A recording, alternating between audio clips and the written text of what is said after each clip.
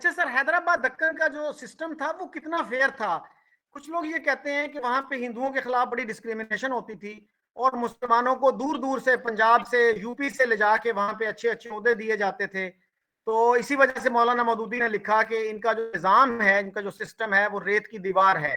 और फिर अगर वो ये समझते थे निज़ाम कि ये एग्रेशन हुई है मेरे खिलाफ, तो वो फिर गवर्नर क्यों बन गए इंडियन स्टेट के तहत? देखिए, वंस यू आर ऑक्यूपाइड, फिर आपके पास क्या ऑप्शन है? मतलब वो निजाम साहब को मतलब अपने आप को गोली मार सकते थे, मतलब और वो क्या क्या क्या कर सकते थे? तो ऑप्शन कोई तब था नहीं। सेकेंडली, हैदराबाद एक रियासत थी। Hyderabad was not a modern democratic government जहां डेमोक्रेसी थी और वो था। तो जिस तरह से निजाम साहब इसको चलाते थे, निजाम साहब के बहुत दफा जो एडवाइजर्स थे वो गोरे भी थे, जो बहुत कुछ चलाते थे। तो मुसलमान भी थे बट हिंदू भी थे। टू से कि हिंदूज बिल्कुल ही एडमिनिस्ट्रेशन से बाहर थे। देखें, किसी भी मुल्क को चलाना, आप एक कम्युनिटी को इग्नोर नहीं कर सकते। आपने उसमें से कोऑप्ट जरूर करना है। हाँ, were Hindus a majority in the administration of Hyderabad? No, because the Nizam wanted a majority of Muslims. Magar were Hindus not a part of the government of Hyderabad? That's also false. They were less than Muslims, obviously. But they were a part of it, because without Hindu cooperation तो हैदराबाद की government 300 साल कैसे चली है? मतलब कोई वजह तो है ना कि 1725 से लेके 1948 तक हैदराबाद में एक हुकूमत चली है। तो वो हिंदू कॉपरेशन कहीं ना कहीं तो है ना उसकी। एंड देन फिर ये भी कहना कि रेत की दीवार, अगर रेत की दीवार 4 दिन फाइट नहीं कर सकती ना, ब्लॉकेड उन्होंने 8 महीने सहा और 4 दिन फाइट की, तो रेत की दीवार इतना कुछ नहीं कर सकती। तो वो भी मेरे ख्याल में उनकी मौदूदी साहब की बड़ी एक अनफेयर असेसमेंट थी। उन्होंने कोशिश की, काफी हद तक कोशिश की। उन्होंने बल्कि अरब कंट्रीज के साथ कनेक्शन करने की कोशिश की, तो उन्होंने काफी कोशिशें की, वो कोशिशें सक्सेसफुल नहीं हुई।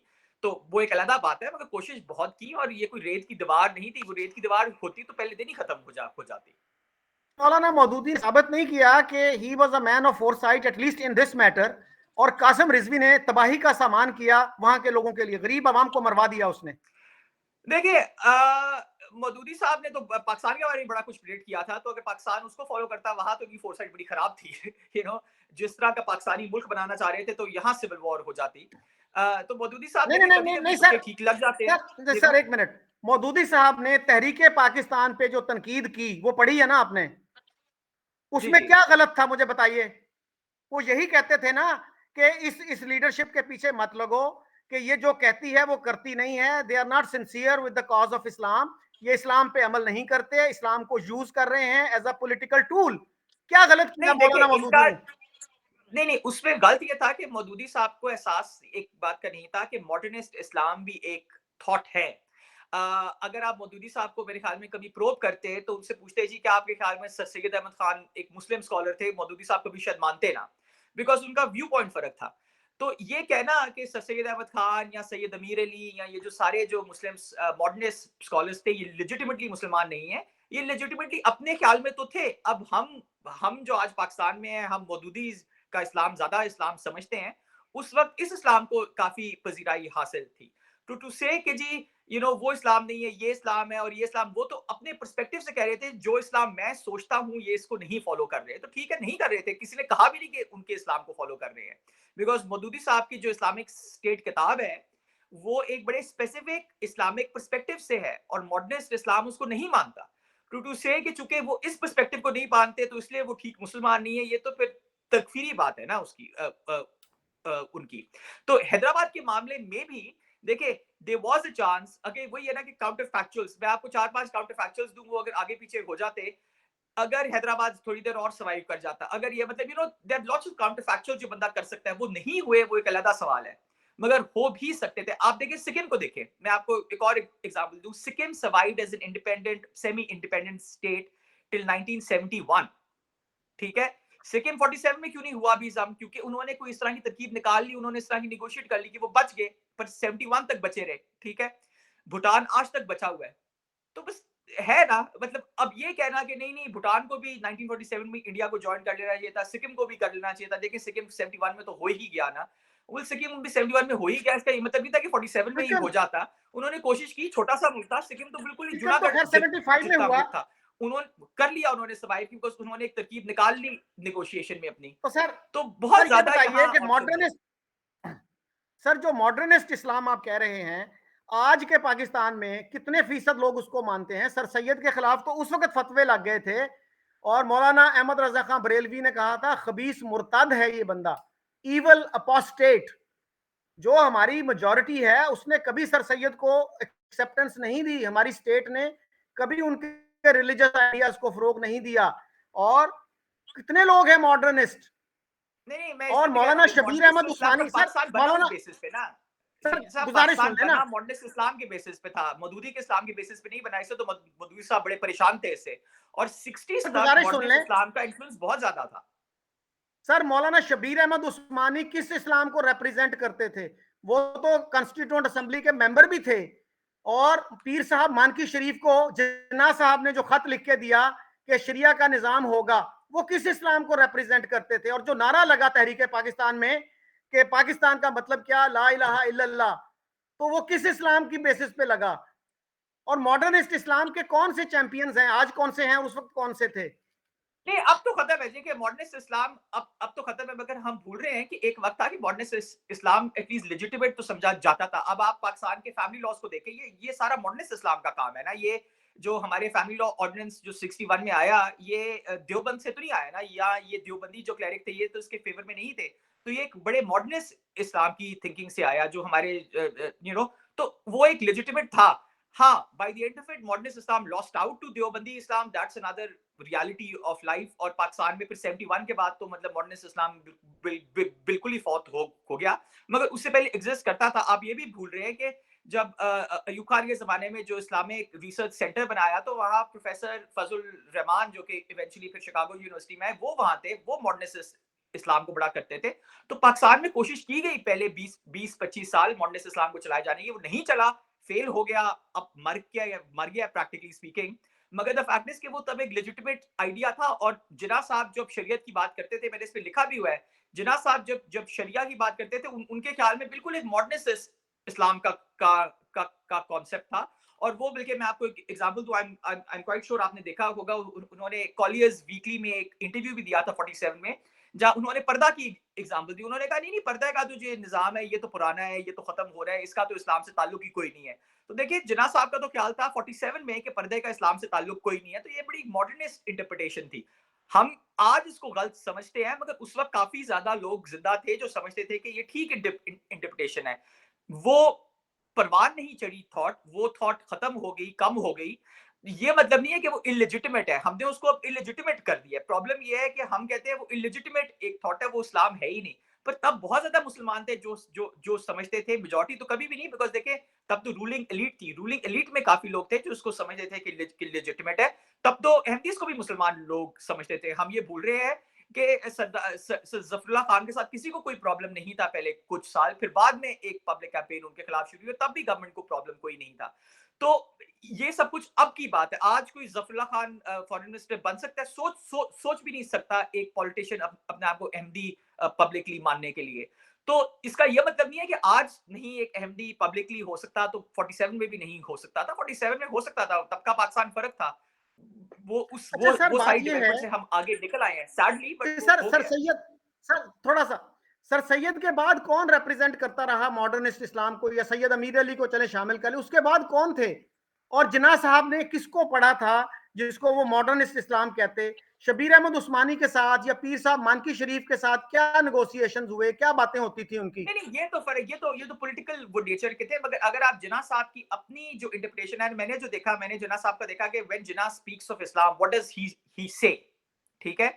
जिन्ना साहब ने अपनी किसी भी स्पीच के अंदर जब वो इस्लाम को मेंशन करते हैं, मैंने बड़े गौर से देखा है कि जिन्ना साहब ने अपनी स्पीचेस में सारा इंटरप्रिटेशन बड़ी क्लियर थी कि ये मॉडर्निस्ट ही है।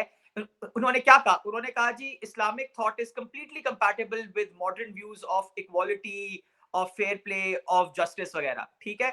आप एक बेसिक, वो एक लॉयर थे, ठीक है। आपको ही पता है क्या इस्लामिक लॉ में मर्द और औरत इक्वल है? नहीं है, राइट। पर जिन्ना साहब के दिमाग में थे। तो वो लॉयर थे, उनको पता था कि जी टेक्निकल जो शरिया लॉ है, जो ओल्ड लॉ है हनफी स्कूल में, उसमें नहीं है। मगर जिन्ना साहब के दिमाग में थे, बिकॉज उनके ख्याल में मॉडर्न इस्लाम यही था जहां मर्द और औरत इक्वल हैं, ठीक है। सो वो उनके दिमाग में यही इस तरह के ख्याल थे। उन्होंने कभी इस तरह का ख्याल पेश नहीं किया where he would agree to a traditionalist sharia interpretation. और उनका जो इन्फ्लुएंस है आगा खान का, जो कि again you know the Ismailis are probably one of the most progressive Muslim sects, तो आगा खान का इन्फ्लुएंस उन पे बहुत ज्यादा था, और बहुत ज्यादा जो उनकी जो मुस्लिम जो थिंकिंग थी वो फ्रॉम द आगा खान आई। और आप यहाँ भी देखें, जब इन्होंने खुद अपना जो सेक्ट चेंज किया और सब कुछ किया, वो क्यों किया था? वो इसलिए किया था because they he wanted more equal share for his sister. So in his views I think उनकी कोई कॉन्ट्रडिक्शन नहीं थी, वो एक ख्याल से चल रहे थे। हाँ, उस ख्याल को अब आज हम इस्लाम नहीं बोलते तो वो एक अलग बात है, उसको मेरे ख्याल में कंफ्यूज नहीं करना चाहिए कि उनके ख्याल में ये सब इस्लाम था, उनके ख्याल में इक्वल राइट्स भी इस्लाम था, उनके ख्याल में डेमोक्रेसी भी इस्लाम था, जो कि शबीर अहमद उस्मानी नहीं मानते थे, राइट? उन्होंने तो 49 में बोल दिया कि जी मेरे ख्याल में डेमोक्रेसी प्रॉपर्ली नहीं होनी चाहिए, मगर जिन्ना साहब के दिमाग में जो पूरी वन मैन वन वोट वाली डेमोक्रेसी और पीपल इलेक्शन वगैरह, वो सारा इस्लाम में था। अब हम कहते हैं वो इस्लाम में नहीं है, पर इसका ये मतलब नहीं है कि उनके दिमाग में भी जो था वो गलत था, मतलब उनके दिमाग में था। अब हम बोले वो ठीक इंटरप्रिटेशन थी नहीं थी वगैरह, वो एक अलग बात है, मगर when he said Islam he meant this. और उन्होंने 3-4 दफा कहा कि जी इक्वालिटी और ये वगैरह सब कुछ इस्लाम के अंदर है, तो दैट वाज हिज तो बिलीफ। सर, जिन्ना साहब तो अतातुर्क के, कमाल अतातुर्क के बहुत बड़े फैन थे, तो क्या वो अतातुर्क भी मॉडर्न इस्लाम पे यकीन रखते थे? अतातुर्क का तो जरा फर्क किस्म का कॉन्सेप्ट था। वो चाहते थे कि Islam becomes a very private affair, जो कि अगेन जिन्ना साहब की जो एक इंटरप्रिटेशन अगस्त 11 स्पीच की है वो यही है कि वो एक रिलीजन एक प्राइवेट अफेयर बन जाए। तो वहाँ ये कनेक्शन था, but I think Jinnah sahib का also we are so unclear because unlike other leaders जो कि मतलब लाइक गांधी और नेहरू, जिन्ना साहब ने कभी इतना कुछ ना लिखा ना बोला, तो हमें जिन्ना साहब की फुल थॉट का भी नहीं पता। हमें तो ये भी नहीं पता कि जिन्ना साहब ने 1947-48 में जिन्ना साहब का पाकिस्तानी कॉन्स्टिट्यूशन के बारे में क्या प्लान था। तो हमें तो बहुत कम उनके बारे में पता है, मगर जो थोड़ा बहुत पता है वो ये है कि काफी मॉडर्निस्ट उनके व्यूज थे। वो चलते कि ना चलते, that is another issue, because हम ये भी देखते हैं कि एक पॉलिटिशियन पॉलिटिक्स में जो बोलता है और एक पॉलिटिशियन जब स्टेट्समैन बन जाता है, एक इलेक्टेड ऑफिस में आ जाता है, वो क्या बोलता है, वो एक फर्क बात है। तो जिन्ना के पास जब वो इलेक्टेड तो नहीं बट एक स्टेट्समैन के ऑफिस में जब वो आ गए, तो तब तो उनके पास टाइम ही बहुत थोड़ा था कि वो क्या बोलना चाह रहे थे। तो ये भी हमें नहीं कुछ पता कि उनके इवेंचुअल प्लान्स क्या थे, मगर जो हमें इंडिकेशंस हैं वो यही है कि जरा थोड़े से इनके मॉडर्निस्ट व्यूज थे।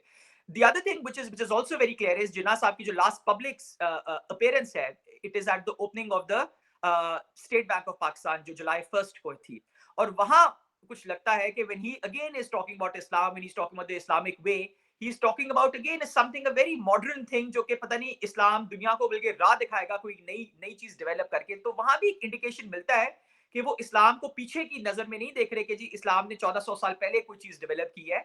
वो क्या बोलते हैं सुप्रीम स्टेट बैंक की ओपनिंग में कि आप कुछ डेवलप करें, आप कोई इस्लामी निजाम डेवलप करें। इसका मतलब है कि डेवलप नहीं हुआ, तो वो कह रहे हैं ना।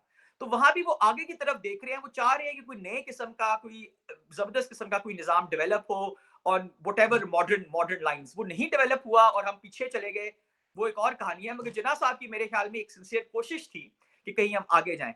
That said, I think Jinnah's understanding of religion was very little. वो इतना डिटेल कोई एकेडमिक उनकी स्टडी रिलीजन की नहीं थी, वो खुद भी पर्सनली इतने खास रिलीजियस नहीं थे।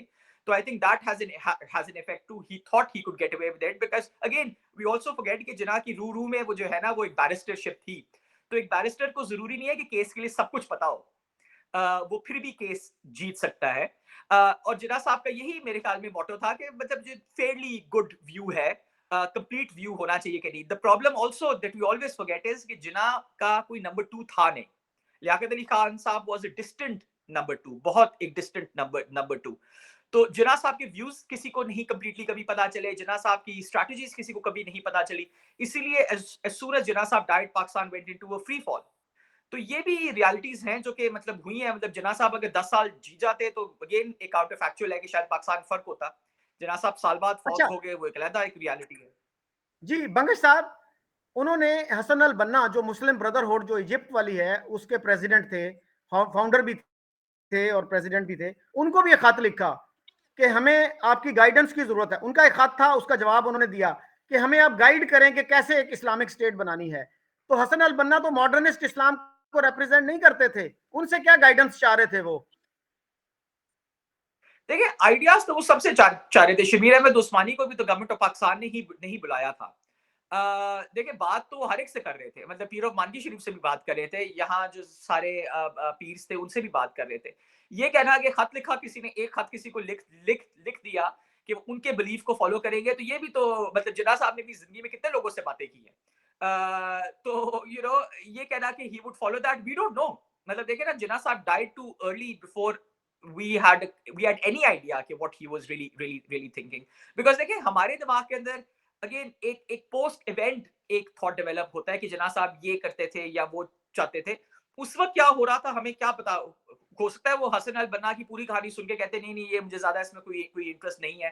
हो सकता है वो सुन के कहते जी चले ठीक है, let me drop my old ideas and let me pick on this very Islamic view. बल्कि हसन अल बन्ना छोड़े, मौदूदी साहब यहाँ बैठे इन्हीं के आइडियाज को अडॉप्ट कर लेते हैं।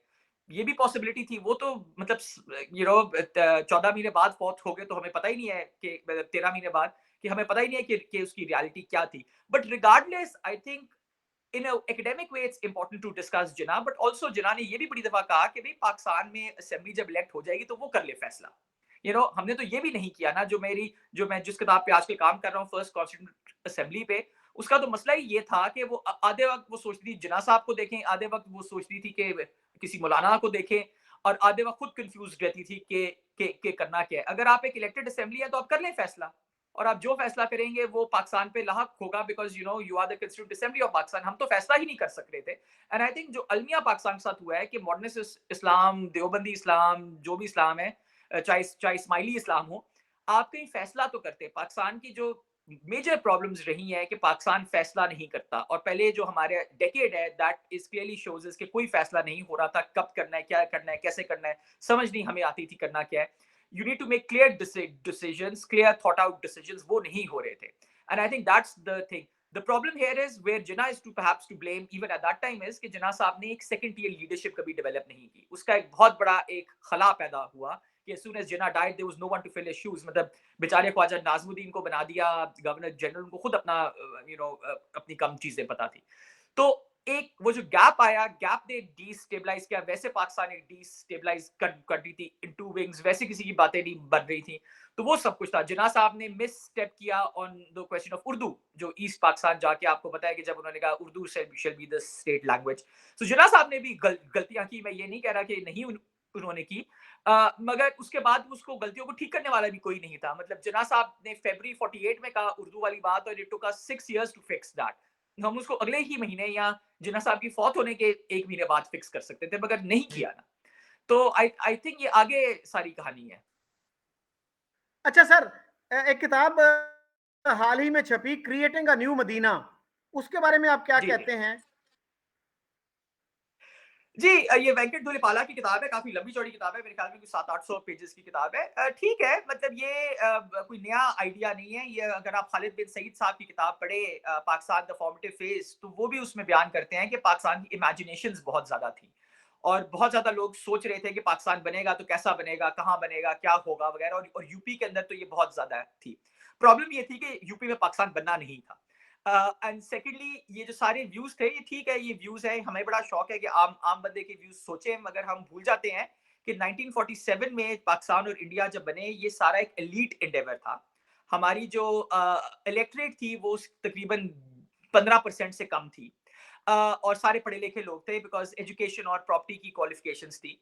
तो एलीट लोग इलेक्ट होते थे, एलीट लोग फैसला करते थे, आम बंदा सोचता था और सोचता रहता था और बहुत कुछ करता था, मगर उसका एलीट पे इफेक्ट क्या है वो नहीं था कि कोई इफेक्ट हो। तो क्रिएटिंग न्यू मदीना में जो सारे जो आइडियाज पेश किए हैं कि किस तरह का पाकिस्तान होगा, मौलाना एक्स ने ये कहा, मौलाना वाई ने ये कहा, बिल्कुल कहा, और ये हमें पहले भी पता था कि बहुत लोगों के बहुत डिफरेंट इमेजिनेशंस है, मगर bye the end of it फैसला कौन कर रहा था? वो जिस तरह मैंने पहले बयान किया कि जिन्ना का तो सेकंड टियर भी कोई नहीं था। तो ये भी नहीं कि जिन्ना साहब के बाद मुस्लिम लीग में कौन फैसला कर रहा था, वो एक ही बंदा, मतलब वो जिस आयशा जलाल ने कहा है ना, सोल स्पोक्समैन, वो सोल स्पोक्समैन ही था, वही फैसला करता जा रहा था। करना चाहिए था कि नहीं, that's another question. Maybe he should have had a broader understanding of Muslims in India and a broader coalition that helped him make decisions, पर नहीं हुआ। By the end of it was Jinnah that was making decisions. So you can have every village in the UP can have a view कि पाकिस्तान कैसा होगा, मगर वो view क्या जिन्ना साहब का व्यू था या वो बात इवन जिन्ना साहब तक पहुंची, मेरे ख्याल में बहुत मुश्किल है कहना। लेकिन सर जब आप मजहब को लाते हैं ना पॉलिटिक्स में, तो फिर आप स्टेट को एक अरीना बना देते हैं थियोलॉजिकल डिबेट्स का, and there is no end to it. हर बंदा ये समझता है कि मेरी पोजीशन जो है ना वो डिवाइनली सैंक्शनड है, और दूसरे की जो पोजीशन है वो डिवाइनली सैंक्शनड नहीं है, वो गुमराही है। तो बहरहाल उस वक्त जो है ये हमें पता चल गया कि हसन अल बन्ना से उन्होंने गाइडेंस सीख की। इसके अलावा उनका पीर साहब मानकी शरीफ को भी कहा कि शरीयत होगी। तो क्या कोई मॉडर्निस्ट इस्लामिक स्कॉलर की भी उन्होंने कभी गाइडेंस ली? कौन था वो? कोई ऐसा है बंदा? देखिए वो तो वैसे ही अंदर थे। देखिए हम अगेन वो कर रहे हैं ना कि ये पॉसिबिलिटी कैसे ये सब कुछ हो सकता है। मैं आपको एक सिंपल सी एग्जांपल दूं। Again going back to the family law ordinance. जब फैमिली लॉ ऑर्डिनेंस आया, ठीक है, that was the most progressive family law in the Muslim world. किसी और मुस्लिम कंट्री में जो अपने आप को मुस्लिम कहती थी, इस तरह का एक प्रोग्रेसिव ऑर्डिनेंस नहीं था। और ये क्या था? ये सारा मॉडर्निस्ट इस्लाम था ना। क्या देवबंदी क्लेरिक्स इसको मानते थे? क्या बरेलवी जो क्लेरिक्स थे इसको मानते थे? मगर गवर्नमेंट ने कर दिया, और आज भी वो पाकिस्तान में बाकी है, बांग्लादेश में भी वो है, because of it being a part of Pakistan. तो कभी कभी कहानी चल जाती थी। अगर इस तरह की मॉडर्निस्ट इस्लामी कहानी चल जाती तो पाकिस्तान आज फर्क होता। वो नहीं चली, वो एक दफा चली, बड़े अच्छे तरीके से चली। आज की जो खातून है वो बहुत मेरे ख्याल में शुक्रिया अदा करती है कि फैमिली लॉ ऑर्डिनेंस ने उसको कुछ राइट्स दिए, जबकि मुस्लिम वर्ल्ड में वो अनथिंकेबल थे राइट्स। तो ये मॉडर्निस्ट इस्लाम का इफेक्ट था, और ये है, और आज तक हमारी जिंदगियों पे है। उसके बाद वो नहीं चली, पहले फॉल्टर कर गई, वो एक अलग कहानी है। बट टू से कि वो लेजिटिमेट नहीं है, देखिए उस वक्त ये सारे लेजिटिमेट ऑप्शंस थे। उसमें से एक लेजिटिमेट ऑप्शन को समझ आ गई, वो जिस आप कह रहे हैं ना कि आपने थियोलॉजिकल डिबेट का अरीना बना दिया, और वो पीपल लाइक शबीर उस्मानी वगैरह को समझ आ गई कि अरीना यही है। मौदूदी साहब को भी समझ आ गई अरीना ये है, और इनके पास कोई लीडर नहीं है। बिकॉज हुआ क्या कि अलीगढ़ को तो हम इंडिया में छोड़ा है। जो सारी मॉडर्निस्ट थिंकिंग थी वो तो वहां हो रही थी। अलीगढ़ रह गया इंडिया में, जामिया मिलिया इस्लामिया रह गया इंडिया में, उस्मानिया यूनिवर्सिटी रह गई इंडिया में, तो पाकिस्तान में क्या रह गया? ये this was a great misstep के they created Pakistan without any proper modernist thinking. बाद में एक दो जगहों पे जिस तरह से मैंने बयान किया है वो चल गई, काफी जगह नहीं चली। तो वो एक गैप था जो कि इनको जरा अगेन इस पर थोड़ा सा और काम करना चाहिए था, मगर वो नहीं हुआ। और मे बी अगर जिन्ना साहब 10 साल जी लेते तो शायद इस पे काम हो जाता। बिकॉज अगेन रिमेंबर, जिन्ना साहब की एक बड़ी फर्म ग्रिप थी। तो अगर वो 50 लोगों से भी बात करते, जरूरी नहीं था कि वो एक की भी बात सुने। तो बात करने और बात पे अमल करने में बहुत बड़ा गैप है। और ये मेरे ख्याल में I think Jinnah was a strong enough leader कि वो हर एक की बात सुन के जरूरी नहीं है कि उस पर अमल भी करते। वहां भी एक बहुत बड़ा गैप आ सकता था अगर वो चाहते। वो हमें पता नहीं है कि वो चाहते क्या थे। और अलमिया ये हुआ कि वो फौत हो गए, और फिर हमें कभी भी नहीं पता चला कि वो असल में क्या चाहते थे। अच्छा सर, आपने पहले भी डॉक्टर फजलुर रहमान की बात की, जिनका रोल था ये जो फैमिली लॉज बनाए अयूब खान ने। उनको तो सर आपको पता है खुद जान बचा के भागना पड़ा था 1968 में। Even Ayub Khan could not save him. तो सर आखिर में ये बताइएगा कि ये जो हैदराबाद दक्कन है और जूनागढ़ है, क्या आप समझते हैं कि India illegally occupied the states, या कश्मीर को उन्होंने 2/3 जो है उसको इलीगली ऑक्यूपाई किया, पाकिस्तान ने 1/3 जो कश्मीर इसके पास है उसको इलीगली ऑक्यूपाई किया? क्या कहेंगे? अगर आप सिर्फ लॉस की नौयत से जा रहे हैं तो फिर तो इलीगली ऑक्यूपेशन ही है। मतलब कश्मीर और जूनागढ़ तो कभी मतलब इंडिया का हिस्सा नहीं बने, बल्कि जूनागढ़ में तो चले इंडिया ने एक रेफरेंडम टाइप का करा लिया था। हैदराबाद में तो कभी कराया भी नहीं। और ना कभी कश्मीर में कराया, जो कि पाकिस्तान की डिमांड है। तो ये इलीगल ऑक्यूपेशन ही है। फौज भेज के आप कर लेते हैं। पुराने जमाने में ऐसे ही होता था कि आप फौज भेजते थे, आप जगह को ऑक्यूपाई करते थे, वो आपके मुल्क का हिस्सा बन जाती थी। तो मतलब this is just the strong man thing. Occupation has always been the case. ये हमने जरा एक लिबरल थ्योरी के तहत इसको जरा मास्क करने की कोशिश की है, मगर देखें आजकल हो रहा है। अमेरिका ने 20 साल अफगानिस्तान को ऑक्यूपाई किया, इराक को ऑक्यूपाई किया। तो किया तो सही, और ये उसी तरह की ऑक्यूपेशन है। लेजिटिमेट तो नहीं थी, मगर बाय फोर्स इस तरह की ऑक्यूपेशंस होती आई हैं, होती रहेंगी। तो कश्मीर पे जो पाकिस्तान का कब्जा है इस वक्त वो भी इलीगल है, 1/3 पे तो है ना? 1/3 पे भी नहीं, बल्कि उससे उससे कम ही है। मतलब आजाद कश्मीर तो हमारा कोई छोटा सा, मेरे ख्याल में कोई 20% हिस्सा भी नहीं, जो शायद नहीं है। सर जो historic state of Jammu and Kashmir है उसमें गिलगित बल्तिस्तान भी शामिल है ना, उसका तो नहीं, तकरीबन ये। सारा नहीं, उसमें सिर्फ एक छोटा सा इलाका है गिलगित बल्तिस्तान का, गिलगित वजारत और बल्तिस्तान का एरिया, सारा हम्म। नहीं। बट तकरीबन जो अब हमारा गिलगित बल्तिस्तान है उसका तकरीबन कोई 45-50%। बाकी 50% तो रियासतें थी, हुंजा नगर और बाकी छोटी छोटी ट्राइबल एरियाज की रियासतें थी। तो वो है, वो कश्मीर का हिस्सा है। तो हाँ, हम तो, और इसलिए वो भी पाकिस्तान का ऑफिशियल हिस्सा नहीं बना हुआ, बिकॉज पाकिस्तान एडमिनिस्टर्स इट। और कुछ साल पहले तक तो मुझे याद है वो ठप्पा भी लोगों को लगाते थे, subject of the state of Jammu and Kashmir. अब वो नहीं लगाते, अब उनको पाकिस्तानी नेशनलिटी भी दे दी है। तो हम इस तरह करते थे, जो कि लीगली वो राइट पॉइंट था। मगर देखिए लीगैलिटी और रियलिटी में सैडली बहुत फर्क है, और हमेशा से फर्क रहा है। कोशिश लोग करते हैं कि लीगैलिटी की तरफ ज्यादा जाए, मगर रियलिटी भी बीच में आ जाती है। तो मतलब ये इलीगल ऑक्यूपेशन में है पाकिस्तान की ये 1/3 या जितना भी है जम्मू एंड कश्मीर का हिस्सा? मतलब लीगल ऑक्यूपेशन तो नहीं है ना। देखिए पाकिस्तान की जो जम्मू कश्मीर का जो हिस्सा है वो पाकिस्तानी कॉन्स्टिट्यूशन में तो नहीं है ना, तो फिर पाकिस्तान का हिस्सा भी नहीं है। Pakistan is administering the area in occupation. Yes, मतलब पाकिस्तान की कॉन्स्टिट्यूशन में तो नहीं है। They are not citizens of Pakistan. They the jurisdiction of the Supreme Court doesn't extend to them. They cannot vote in Pakistani elections. तो मतलब ऑब्वियसली हम मतलब वो पाकिस्तानी तो नहीं है ना। जिस दिन वो पाकिस्तानी बनेंगे तो फिर वो एक अलग कहानी है। लेकिन सर एजेके में जितने भी सीनियर ऑफिसर्स होते हैं, चीफ सेक्रेटरी होता है, आईजी होता है, फाइनेंस सेक्रेटरी होता है, एडिशनल चीफ सेक्रेटरी, वो सारे पाकिस्तान से जाते हैं और कश्मीरियों को पाकिस्तान का पासपोर्ट मिलता है। पाकिस्तान की फौज वहां पे है, लाइन ऑफ कंट्रोल पे। वो अच्छा, वही मैं आपको पहले बयान किया था ना कि पाकिस्तान का जो पासपोर्ट है ये अब हमने शुरू किया है जब से ये कंप्यूटराइज्ड हुए हैं। उससे पहले मुझे अच्छी तरह से याद है कि जहां लिखा होता था ना, जो पुराना जो मैनुअल पासपोर्ट था, जहां लिखा होता था सिटीजन ऑफ पाकिस्तान, सो वहां ये ठप्पा लगाते थे subject of the state of Jammu and Kashmir, वहां सिटीजन ऑफ पाकिस्तान काट देते थे। ये अभी की बात है कि ये शुरू किया पिछले मतलब मेरे ख्याल में शायद ये मुशर्रफ साहब के आने के बाद। उससे पहले subject of the state of Jammu and Kashmir इनको कहा जाता था। तो ये बड़ी रिसेंट बात है जो हमने ये चेंज हम लेके आए हैं। I think because of practical realities. Because फिर तो फिर अगर वो पाकिस्तान के सिटीजन है तो फिर उसको पाकिस्तान का हिस्सा बना दें। देखिए कॉन्स्टिट्यूशन में जो पाकिस्तान का आईन है उसमें तो जिक्र ही नहीं है इस एरिया का, ना गिलगित बल्तिस्तान का जिक्र है, ना आजाद कश्मीर का है।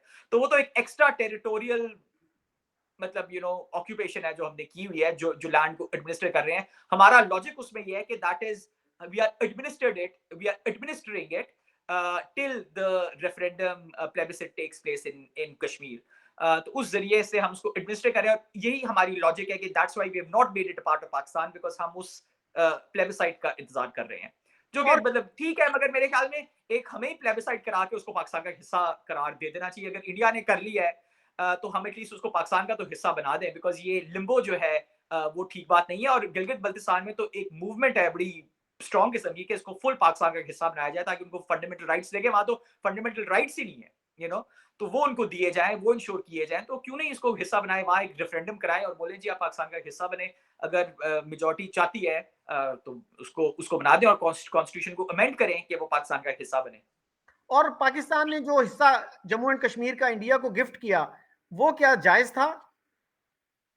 इंडिया को गिफ्ट किया? चाइना को सॉरी गिफ्ट किया जो जी, वो अगेन देखिए वो एक हिली टेरेन है वगैरह, वो वाज नॉट नहीं। पर उसके अंदर भी लिखा हुआ है, उस एग्रीमेंट में भी है कि pending the final resolution of the issue of Kashmir. So वो भी फाइनल नहीं है, उस एग्रीमेंट में लिखा हुआ है कि पेंडिंग द फाइनल रेजोल्यूशन। तो कितने % चांसेस हैं कि अगर फाइनल सोल्यूशन होता है तो चाइना वो इलाका दे देगा पाकिस्तान को? सर पहले तो सवाल है कितने % चांसेस है कि उसकी रेजोल्यूशन हो। ओके, तो रेजोल्यूशन का चांस कोई नहीं है तो चाइना का भी नहीं चांस बनेगा, sadly, but that's the reality. चले sir, thank you very much. चले, thank you so much, it was good to talk to you.